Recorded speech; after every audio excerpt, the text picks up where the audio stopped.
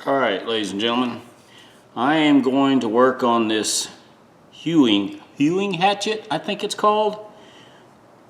I butcher words all the time. So the handle, I don't know if the handle's supposed to be curved like that, but I found one before that was curved. That's weird. I don't know if it's supposed to be, but the hewing hatchet is flat on one side, sharp on one side, and man, this thing has been beat up. Somebody's beat the hell out of the end. It's got some nicks, but it's missing pieces right there. So it's a Plumb. It's an older one, I believe, because the gentleman we bought the estate from was in his 90s, early 90s, and the hatchet itself was loose. So I went ahead and took my rubber mallet and tapped it off. I'm going to get that shim out of there. I'm going to reuse the shim, and I'm going to scrape this handle down. And then what I do on the handles, if I save them, I scrape them with the razor blade, and then it's usually what I do is I scrape them down like this, and then go back over it with either 220 or 180. Normally 220, but I'm out of 220, so I'm going to use some 180. But that's what I do. For the handles, you can save the handles. And once you linseed oil them, they look so nice.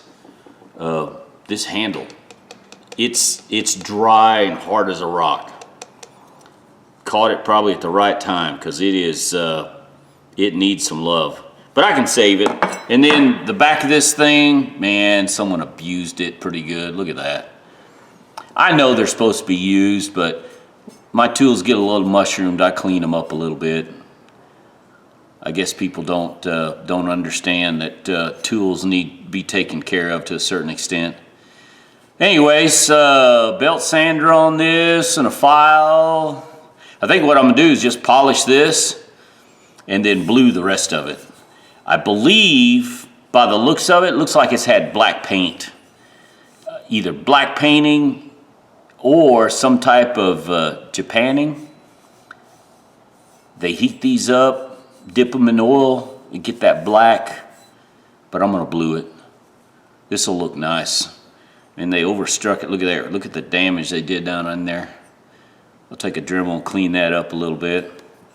All right, ladies and gentlemen, let's try to get this wedge out of here without damaging it.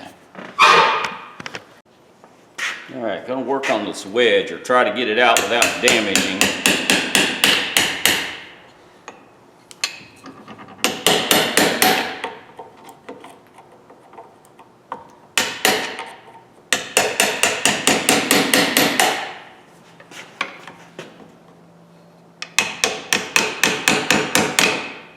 Man, this is a huge wedge.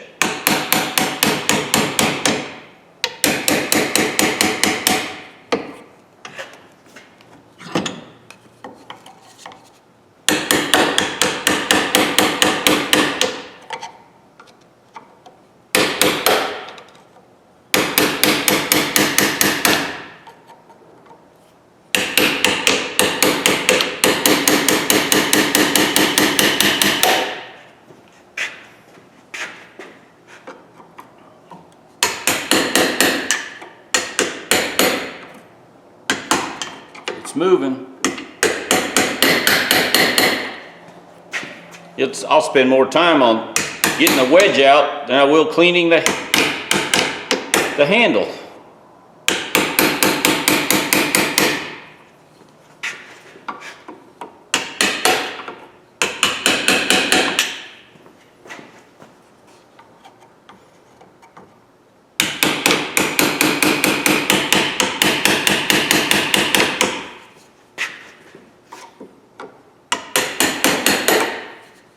Oh, short stubby handles on these little ball peens, awesome thing.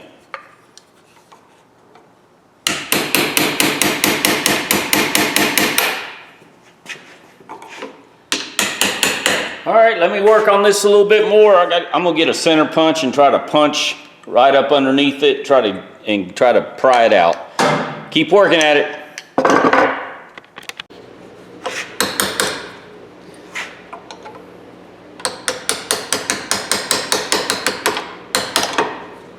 Kind of like that. Now, oh, I'm using a pair of pliers that can't barely open. I need to fix these. Ooh, that's a big wedge. I wonder if they use that wedge. They didn't split it or nothing. They just drove the wedge in. Okay. Well, that's what I'll do. I'm gonna save this. Oh, if you guys ever find, I got to give a thumbs up to Old Buffalo Tool brand. That Buffalo Tools used to be in the United States almost a century ago. I was given this 5 years ago after my fire, this Buffalo vise. I cannot say anything bad about this vise. If you run across an old cheap Buffalo made vise, I believe these were made in Taiwan in the 70s and 80s. And man, if you run across one of these things, pick it up. You'll probably be able to buy it cheap because it's not American made, but I have abused this thing. And now that I have 4 or 5 vices, different vices that I can use, this thing, I cannot say anything bad about it. So if you run across a Buffalo vise, and it'll be cheap, trust me, because nobody wants a vise unless it's American made normally. But I like this vise. I can't say anything bad about Buffalo, this Buffalo brand. Yeah, it is cheap. Back in the day, nobody bought them because they weren't real popular, but I really do like this vise. That's enough.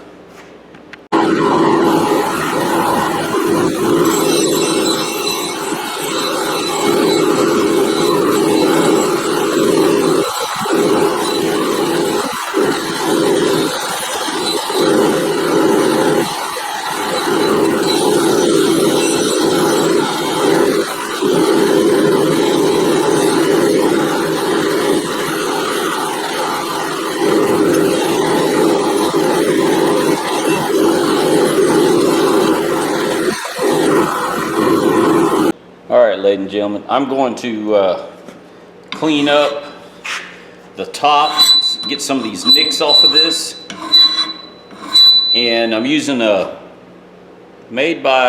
a 1B PFERD. I think it's a Spanish file, Spanish or Italian, I'm not sure, but man, I like this file. It's one of the sharpest files I've run across.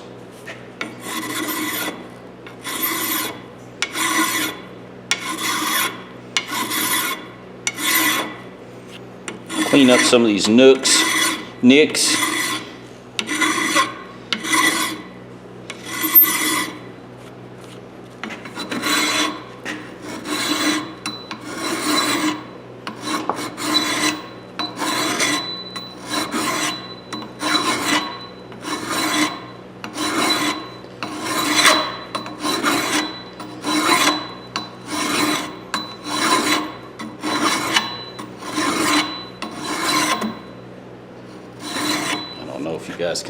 I'm sorry, I'm paying attention to what I'm doing, but there's nicks and stuff. I'm trying to get most of them out, make it look as, I don't even know if it came from the factory this nice, but I want it to look nice.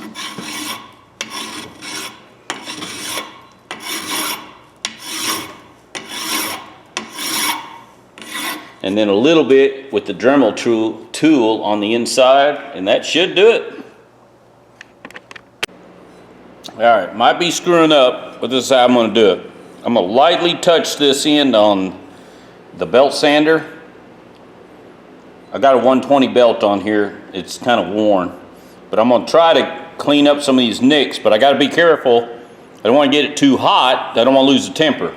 I don't think if I go slow and do it quickly, I don't think it'll be a problem.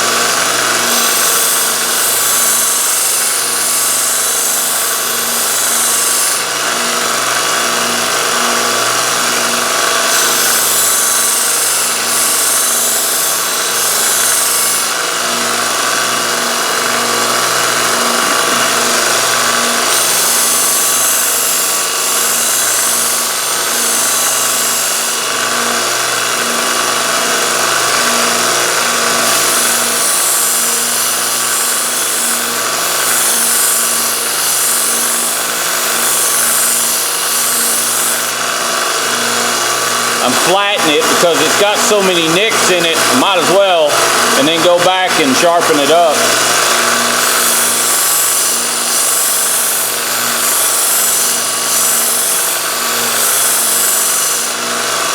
I don't know if this is the right way of doing it, but you got a little bit.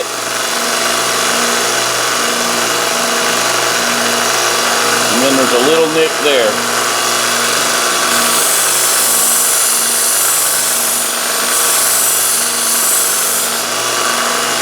It's not hot at all because I'm putting my whole hand on it. It's barely warm.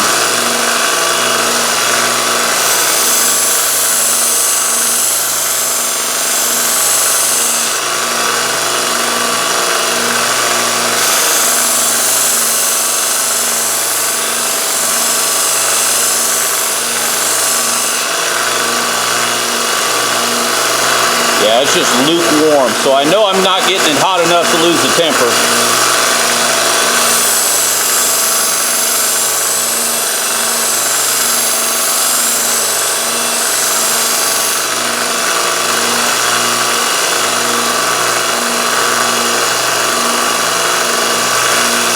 Oh heck, I didn't even notice there's a chip on the backside. I'm not going to take that much metal off.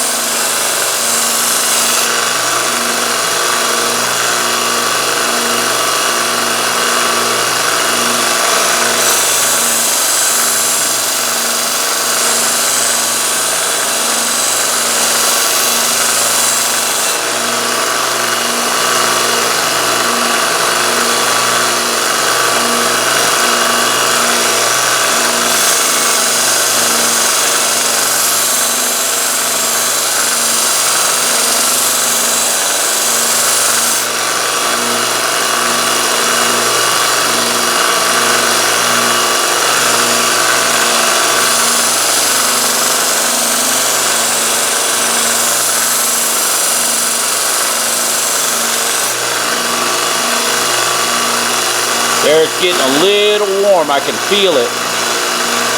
So I think now what I'm going to do is just go to the file, put it on the table, and file it down.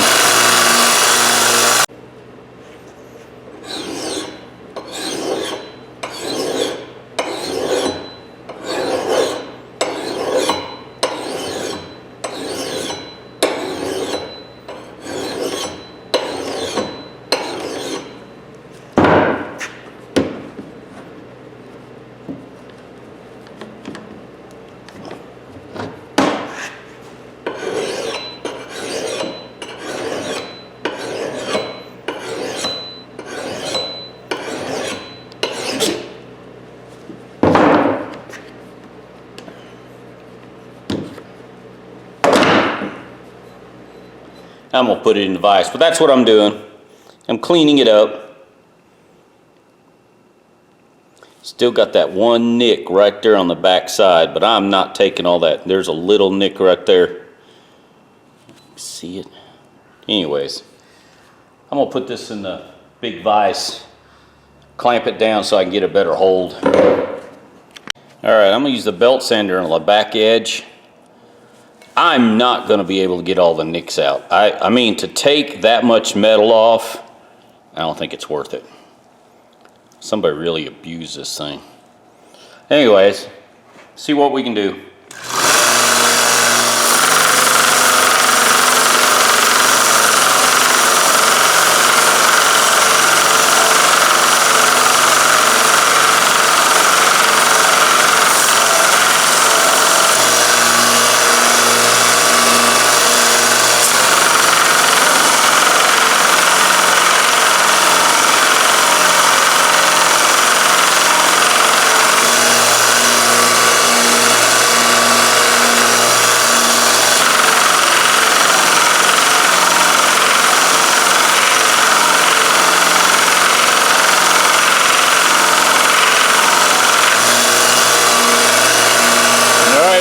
Some more. All right, now what I'm going to do is I did the 120 belt, and this 120 belt is worn. It's probably halfway. used up. I've got a medium, or excuse me, a medium fiber 1x30 fiber belt. I kind of like these belts. The heavy, I don't even know where I got it. It's laying in here somewhere. It's a heavy fiber belt. It doesn't fit this machine very well. The other machine I had to heat it up and kind of stretch it to it fit. But on this machine, it won't fit. I need to work on it, and I haven't tried. But what I'm wanting to do is get rid of some of those belt sanding marks.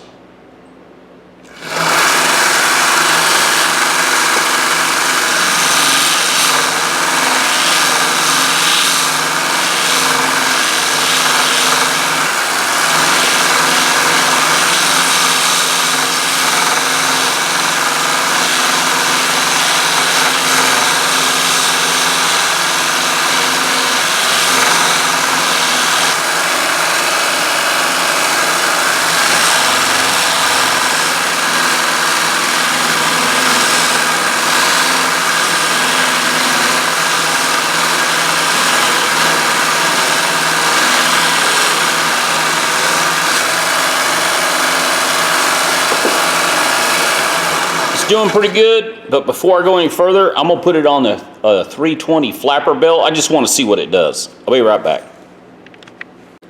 The 320 flapper wheel, I think it needs to be a little more aggressive, but I'll work at it, get a little bit more of those scratches out, see what it looks like.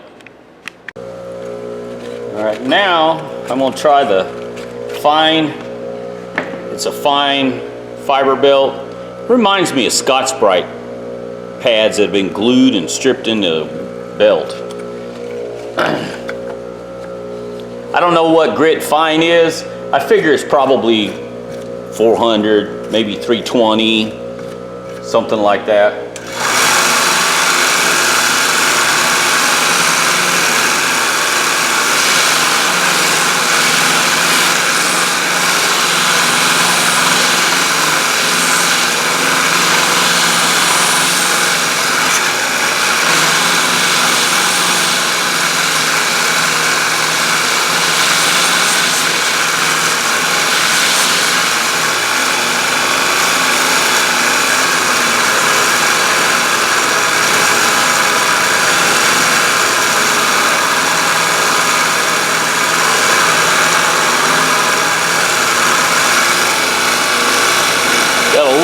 Scratches right down the center.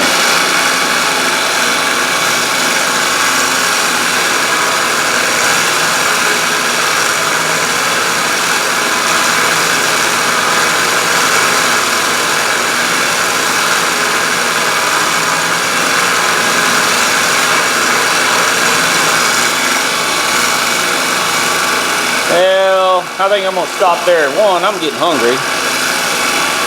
I'll tell you what. Let's go to the, what should I do here? What should I do? Let's go to the gray wheel, the fiber wheel. Hang on. Might as well. I turned it on earlier and was going to use it.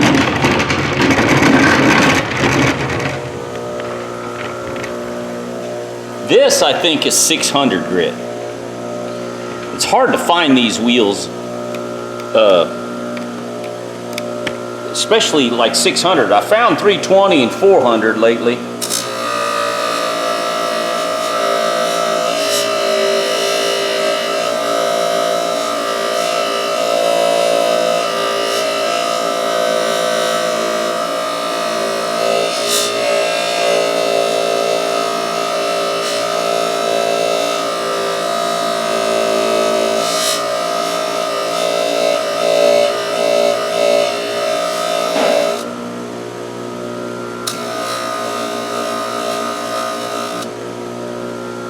Too bad. I'll tell you what, since we're here, let's go to the 2000 grit. The reason I'm jumping up, one, I'm practicing and playing just to see what it does, and two, I want 1000 grit and I haven't been able to find one, so I've got a 2000. That's what I'll do before I buff.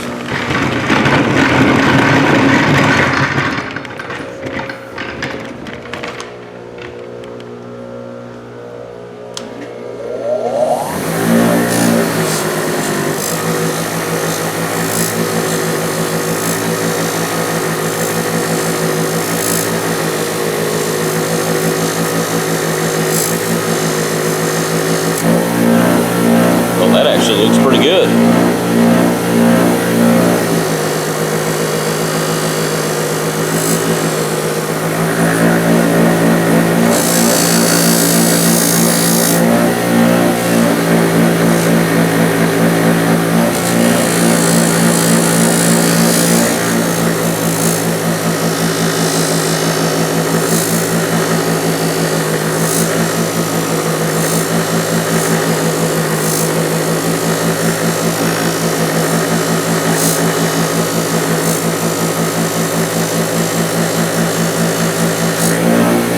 Damn, that looks great. Still see some scratches. I mean, come on. First of all, I'm playing. I'm just practicing. I want this to look nice for them too, but still. Boy, look, I got all the nicks out. I went ahead and edged it with the belt sander. I think I did pretty good. I'm pretty happy.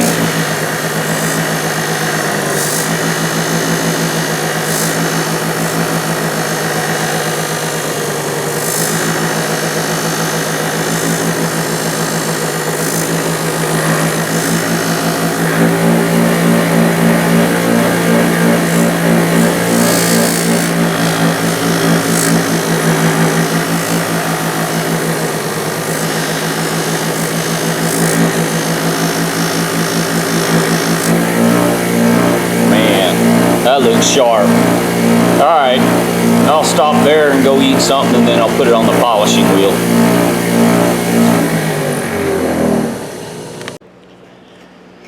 Alright, do a little polishing. Clean the wheel off.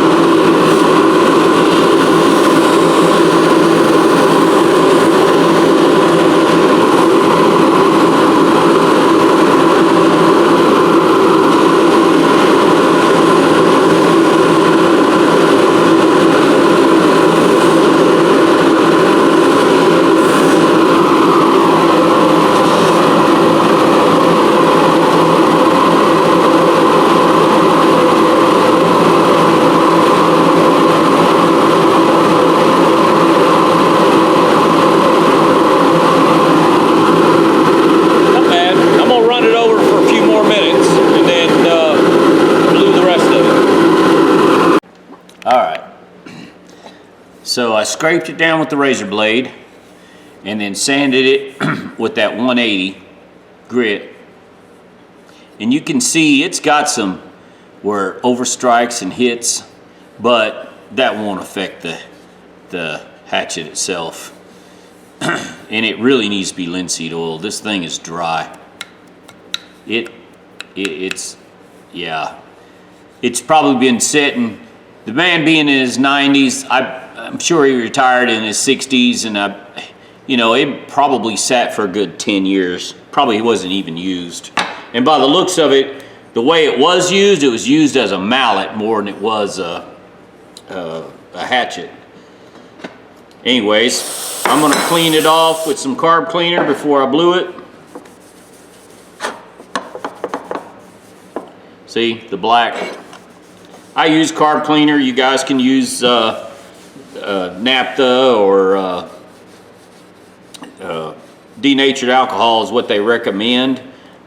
I personally don't care for it. I use carburetor cleaner because that's what I use.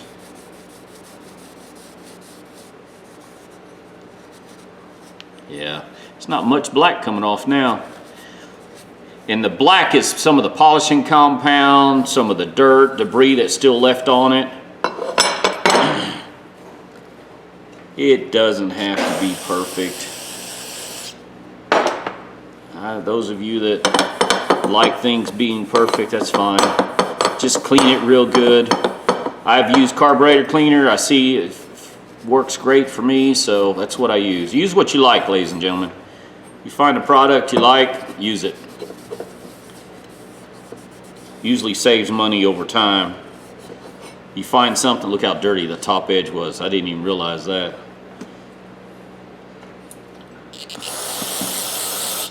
I buy carburetor cleaner by the case.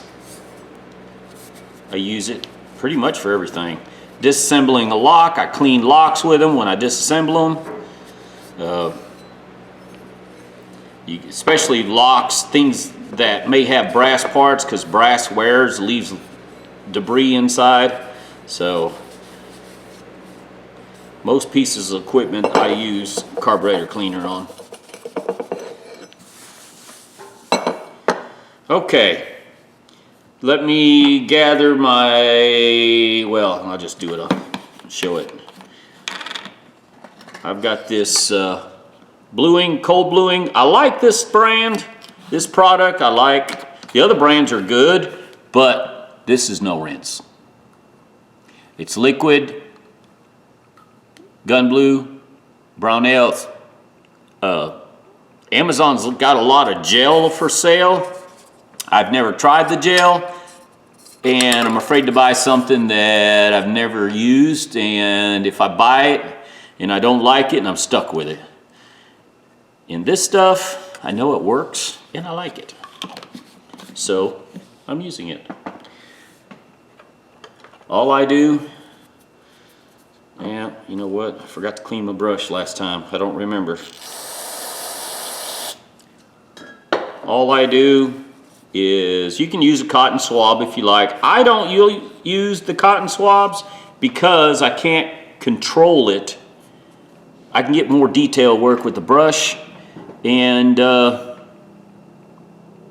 waste less. The cotton swabs and the pieces of cloth or things like that that you use absorb a lot of material, and you waste a lot. Look how well it took the bluing. Look at that. Hope you guys can see. Look at that. This metal's taking the bluing really well. And that's it. That's all there is to it. And I know some of you guys have watched my videos, see this, but I always make my videos like it's a new person watching.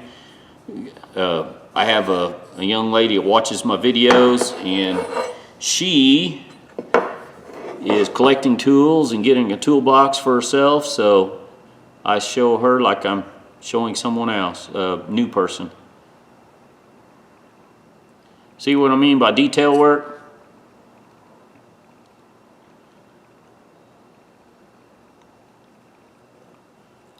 Nothing fancy.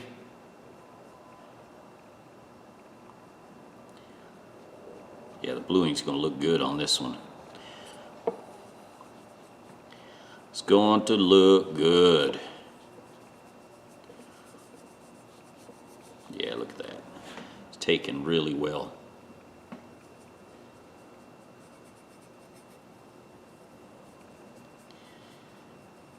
If you didn't say you wanted this hatchet, I might have kept this for myself. I don't have a hewing hatchet, or not one. Well, no, I don't. I don't think I have one.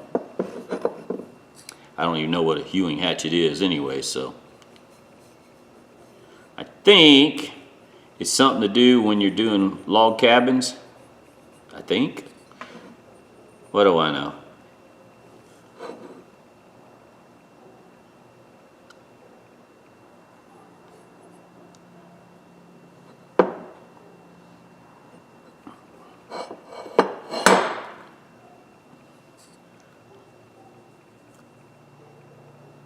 Yeah, this is going to take really well.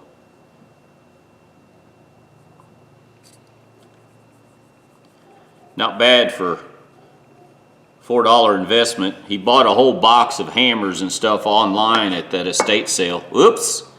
Did I get? No, I didn't get the blade. And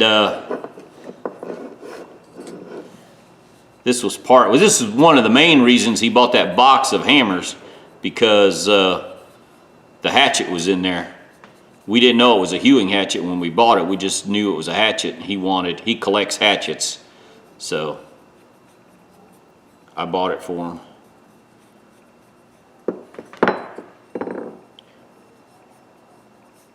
When I say I bought it for him, I have the bid number, I have my credit card on file with the auction company, so I just bid it and he paid me back.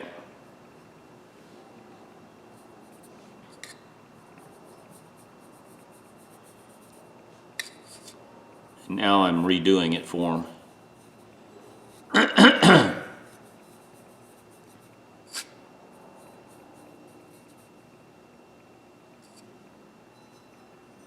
Trying to see, make sure I didn't miss any spots.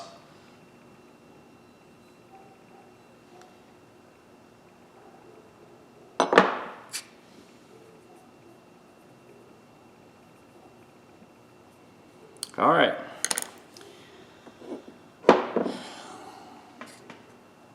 See, I used just a small amount. And that's another thing.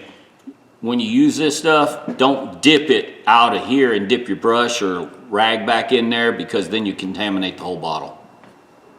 That's why I pour a little bit in these little cups. I get these from the restaurant. They give them to me all the time. The guy in the restaurant pretty much owes me his life, so he gives me this stuff free all the time. And no, I wasn't being, I don't know what the word sarcastic, but he really does owe me his life. Anyways, dry this down. Just wipe it off.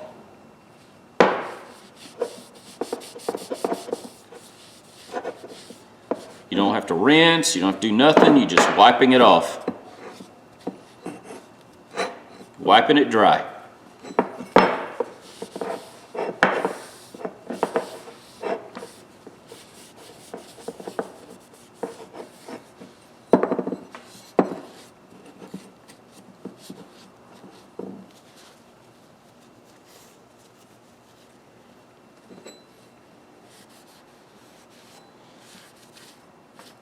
See what I mean by using the brush? You get the detail. You can cut up real close without much problems. Now, after you do that, hang on, steel wool. I thought I had a piece of 4/0 sitting out on the counter here. Oh well, another piece. 4/0 steel wool. You can use 1/0.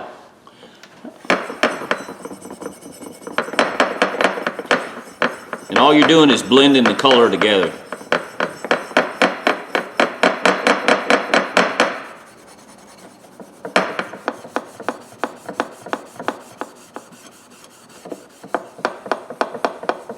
Keep saying I was going to do some hot bluing, but I still haven't done it. In a sense though, during the summer, I kind of do that because this stuff, I set it out in the sun in the heat and let it warm up with the oil on it. And that really works great. One of the viewers, I'm gonna make a hot box. I'm gonna make a box that's painted all black, and then that way when it sits in the sun, it heats up. I can use the heat and kind of make it like an oven. Paint it flat black, and then set these items inside.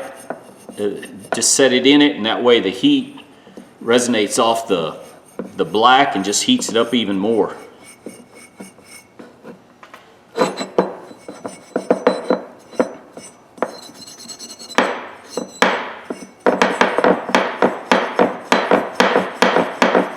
That's actually a good idea. You guys give me good ideas all the time. Tell you what, little brass right here.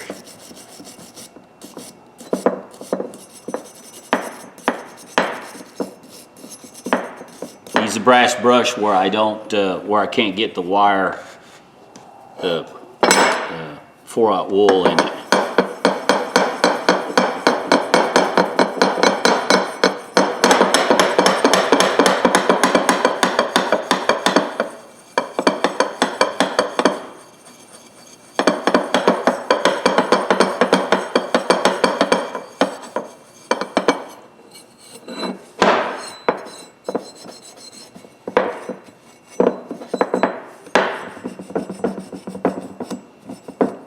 Doesn't take much.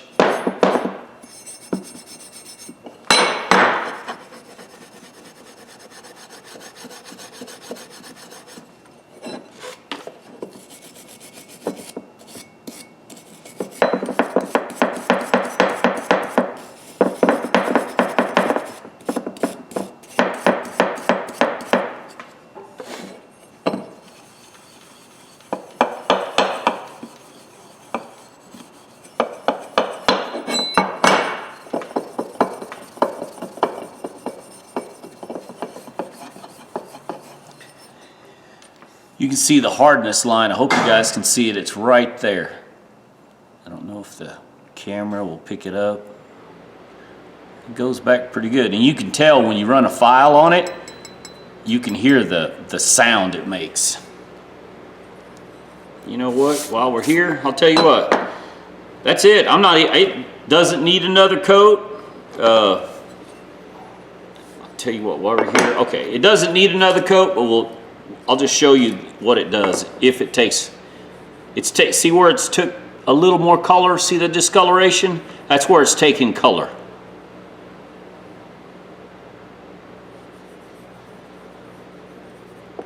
I don't think it needs another coat, but I'll show you guys. Just somebody may want to ask, and it's probably yelling at the camera right now, so I'll show you.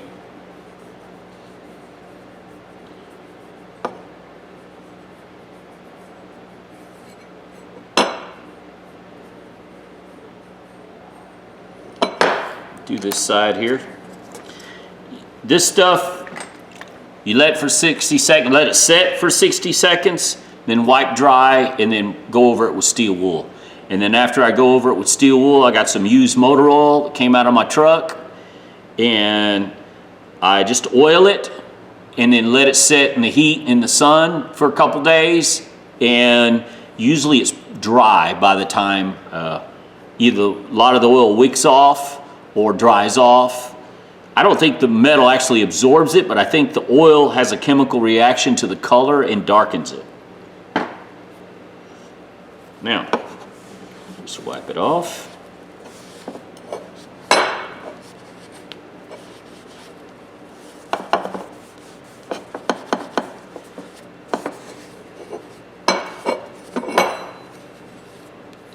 Now, steel wool again.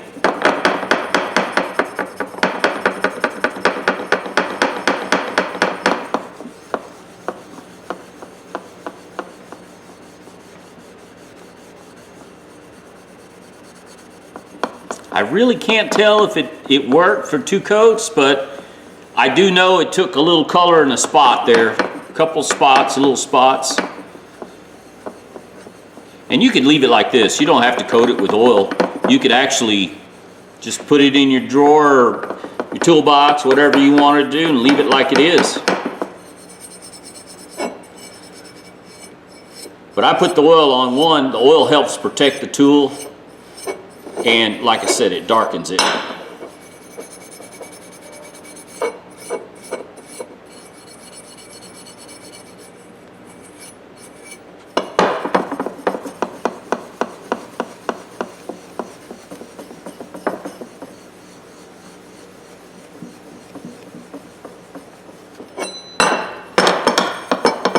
Oh heck, I did. I'll do the other coat off. Ah, heck, might as well here. See if it takes any color. Look at that. Took color right on that spot.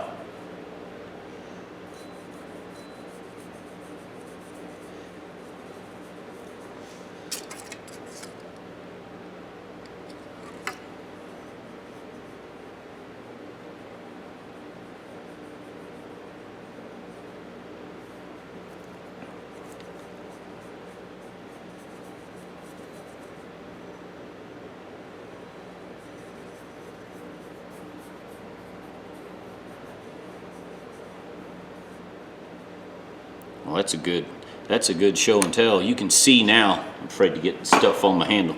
You can see where it's taking the color. See the splotches? This is an easy way to protect your tools. If you want, instead of spray painting them or just trying to polish them, and this is an added protection. As long as you're not sticking them in, you know, a bucket of water, I think the bluing will work really well. Now look how the color is spreading. You can see the brown parts, the areas, that's where the bluing is lost its effectiveness. It's not going to turn anymore there. You can see how I got a lot of liquid on top of this, so trying not to drip it off the edge. Hope you guys can see what I've done here. Like I said, you let it sit for 60 seconds. And I know some of you guys have seen me do this before. You've watched some of my videos, but I just pretend that I do it first time, new viewers that have never seen this. You just wipe it off, look at there. See?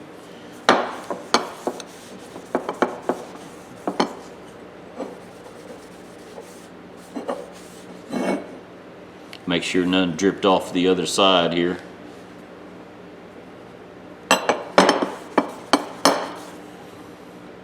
Now, look at it, that's just wiping it off. You can't leave this stuff. I tried that, I'd experimented with it before. I'd left it on here for several minutes and it started drying and I almost ruined it. It was so splotchy, it looked terrible. So.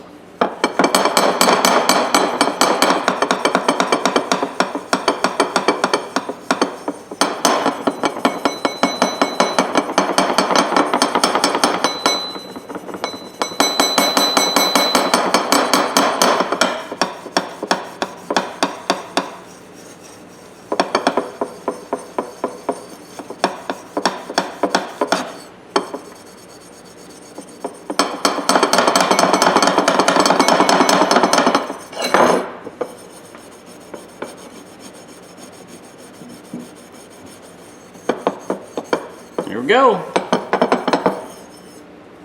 Check that out. Not bad for a cheap redneck fix. I mean, it's not hard to do. It's not expensive, really. It takes time. And for those of you who have to watch your football games or your television, well, I guess you're missing out on good quality tools and doing something with your hands. Never did quite understand why people watch football. Their team, it's like they're gonna play. Most people I know that watch football, they can't run a mile. Oh, and by the way, I can run a mile and a half in 13.45 just last year.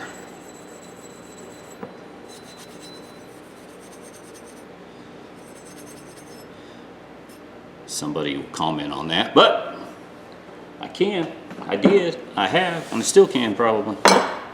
Haven't run this year, but man, that turned out nice. Well, heck, while we're here, I know. My video's long, I'm sorry. Use motor oil. Come out of my pickup truck.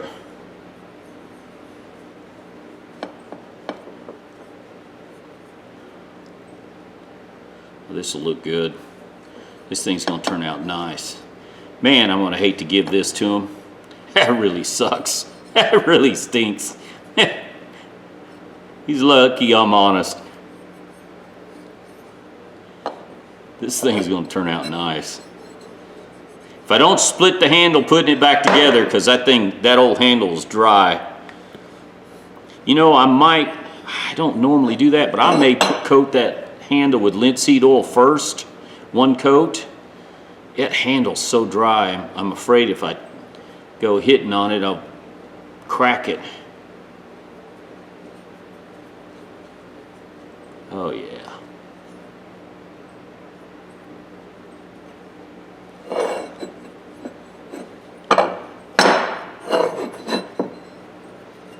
All right, ladies and gentlemen. It's nothing fancy, but it works. I'm gonna go set this outside and let it sit. All right, I'm just gonna put one coat of linseed oil on the handle. And the reason I'm gonna do that is I'm afraid this handle's so dry that when I go to try to set the axe head on here, I'm afraid I'm gonna split, especially down here, I'm gonna split the handle. It's so hard and so dry. I need to soften it up. Well, I guess that's not the proper word. But I really need to do all I can to keep it from splitting. And if this helps, it should. Tomorrow I'll come back and set the head. I got to work tomorrow, but I'll come in the evening, come out here. If I'm not dead tired, I will.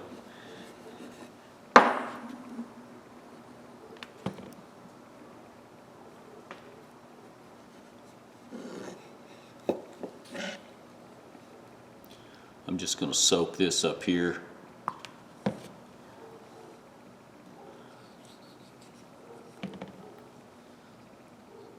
It'll look good. Man, this thing's sopping, soaking now. I got too much on here. That's all right. What I usually do after I set one, I come back once a day for a week and re-oil it, and then supposed to once a week for a month, and then once a year. On your birthday month, you should take every handle you own, anything with a wooden handle on it, and put linseed oil on it. It'll save your handles, it'll keep them from splitting and dry rotting. But anyways, I'll just set this out and let it dry, and tomorrow I'll come and set it, and then re-oil it again tomorrow after I get the axe head set. All right, ladies and gentlemen, I'm just getting back from work. This has been setting. The oil took good in this, the linseed oil, but the oil on the metal, my shop wasn't warm enough. It really needs to be warm. That oil takes better. It looks good. I'm not complaining, but I've gotten better results, I think. Looks good though. I mean, this thing wasn't used much at all. It was more used as a mallet. Set this.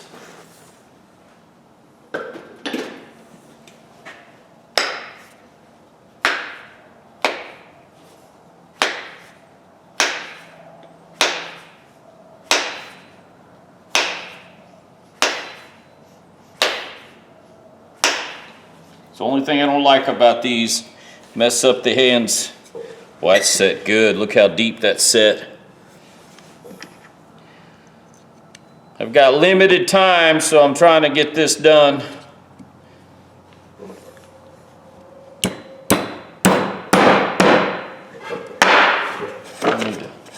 I need to drive it down in there pretty good.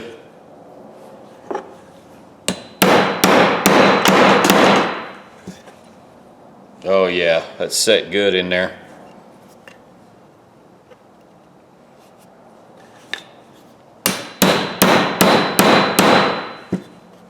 And yes, this hammer is the kind you beat on.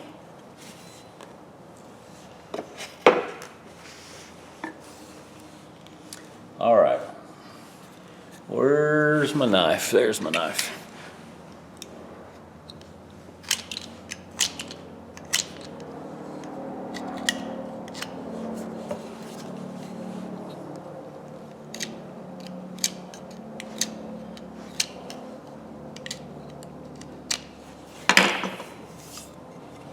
Now I got to clean up down here where it's damaged.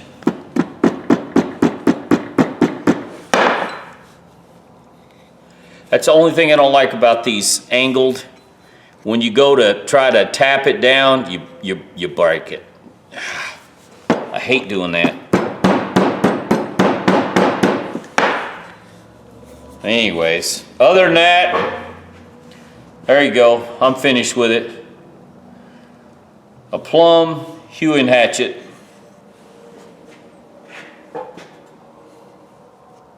Man, the handle, it's wicked. I like it. It is bowed. Look, look, look, look, look. I just think that is so cool. I think it's almost like it's made that way. I don't know. It's twisted pretty good. Look at that. You guys know more about it than I do. I have seen a handle like this before bowed, and I just assumed it was made that way. thing looks nice. And I got oil and stuff on the back side of it. I gotta polish that off. Man, that looks good though. That does look good. It almost feels too big, but I think it's supposed to be like that. I just salvaged the handle, so, you know. I don't know, it looks pretty cool. Guys, tell me what you think. You like it? It's almost like the handle's too small. I don't know. I've never seen one like this, so I can't say. Give me thumbs up, thumbs down, ladies and gentlemen. Tell me what you think. If you guys know anything about these hewing hatchets, this is a Plumb. I got rid of all the nicks in the back side. I think I did a pretty good job there. I didn't get all the nicks out of the top right there, just because I didn't want to lose all the factory edge. I was afraid to take too much metal off. I think it looks almost brand new. And I'm pretty sure this has got some age, because like I said, I bought this when I formed through the estate sale, and the man was in his early 90s when he passed. And all the other items in his shop, the Klein was like a 1954, a lot of old tools in it. Anyways, guys, I'm gabbing again. Thumbs up, thumbs down, tell me what you think. Subscribe if you like. Tell me what you guys know about these things. Please. Y'all, ladies and gentlemen, have a good day.